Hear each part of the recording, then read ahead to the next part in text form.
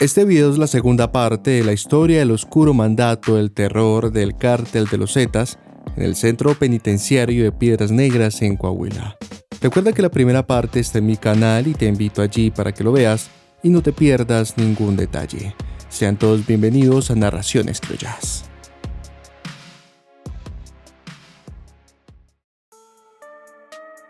Cuando los cuerpos eran destruidos de esta manera tan sádica, la vida del penal era trastornada. Los custodios recibían las órdenes de dejar las torres de vigilancia para sacar de esa zona a los internos, y los presos eran encerrados en sus módulos y nadie podía acercarse a la zona de los talleres mientras se incineraban los cuerpos. Por su parte, presos eran desplegados para que vigilaran, pero aún así algunos podían ver las llamas y la columna de humo, además que el olor a cabello quemado y el diésel llegaba a una buena parte de la prisión.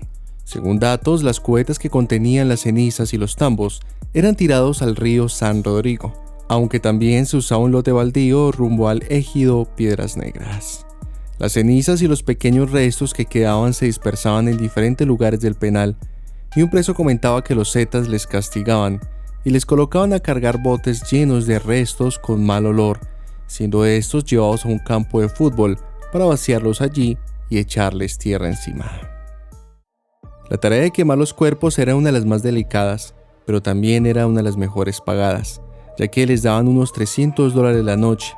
Durante los 4 años que los zetas estuvieron reinando en Piedras Negras, fueron liquidadas e incineradas al menos 150 personas en los talleres de la cárcel, pero hasta cierto punto solo lograron identificar a 37 víctimas y restaban por identificar al menos a 113.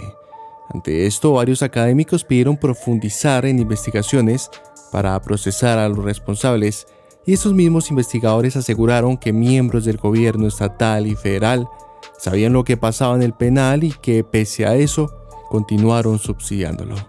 La CNDH dijo públicamente en el 2011 que la prisión era controlada por los internos y que ni siquiera lograron entrar porque nadie les garantizaba su seguridad.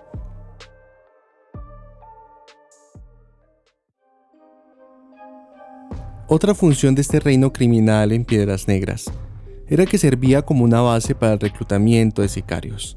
En la triste historia de venganza que se dio en Allende en marzo del 2011, se tiene registro de la participación de varios presos. Testimonios narraban que habían algunos personajes que podían entrar y salir a placer de la cárcel porque formaban parte de la plantilla del grupo en la región. Uno de ellos salían en diferentes ocasiones a cometer crímenes y por lo tanto era normal que estuvieran presentes en la venganza contra los Garza.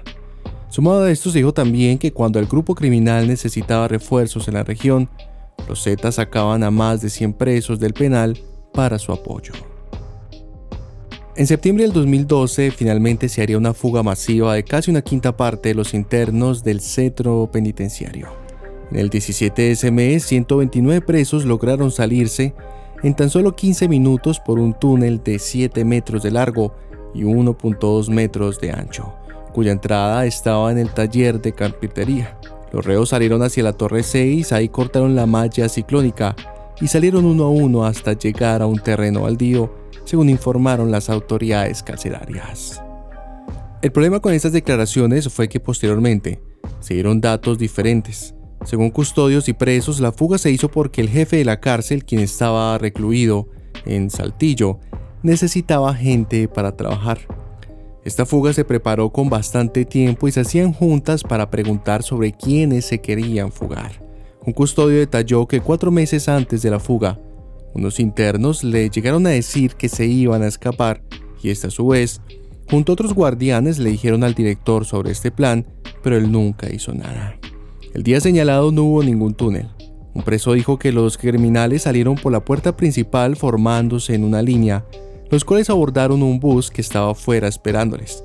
En juicios posteriores que se hicieron en Estados Unidos, se comenta que los zetas requerían gente para proteger la plaza y otras regiones en contra de la ofensiva del Cártel del Golfo. Sobre la fuga en Piedras Negras se añadió que en los estados controlados por el Cártel de la Última Letra, se identificaron fugas en al menos 400 presos, al menos en Coahuila, Nuevo León, Tamaulipas, Zacatecas y Veracruz. Aunque para los investigadores determinar una cifra exacta de reos que huyeron es difícil. Sobre los 129 fugados, 80 fueron recapturados y fueron llevados a cárceles federales, 20 fueron abatidos y 29 lograron continuar prófugos.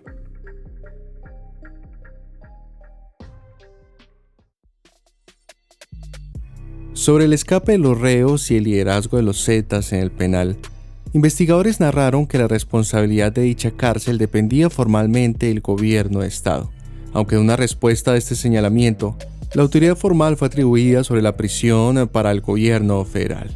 Pero un profesor universitario hizo el comentario de que más allá de esa afirmación, no existían evidencias claras de que fuera el gobierno federal la autoridad formal sobre Piedras Negras, y que independientemente como fuera, no se tiene respuesta del por qué el gobierno del Estado no reaccionó. Pero en sí, el Estado tampoco había reaccionado ante la terrible masacre de Allende perpetrado por los Zetas, llegándose a señalar que actores estatales estuvieron coludidos con el crimen organizado, o cuando menos, omisión por parte de ambos gobiernos.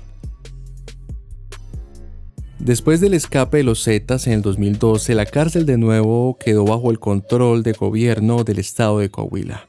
Y 2 años después, los crímenes ocurridos dentro del Cerezo empezaron a ser investigados en enero del 2014 por la PGJ de Coahuila, tras las denuncias de familiares de las víctimas.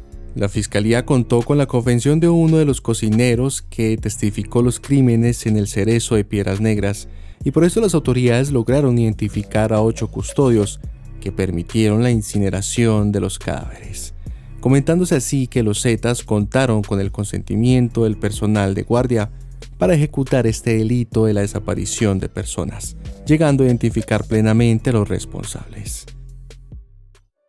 Dicho matrimonio entre los Zetas y los custodios ya había sido anunciado desde el 2010, pero por complicidad o incapacidad no se realizó ninguna acción para evitar que decenas de personas continuaran siendo asesinadas en Piedras Negras. Incluso los diagnósticos de la CNDH sobre el sistema penitenciario mexicano especificaron que en la cárcel existía el control por parte de estos criminales. Estas advertencias se repitieron desde el 2011 hasta el 2013.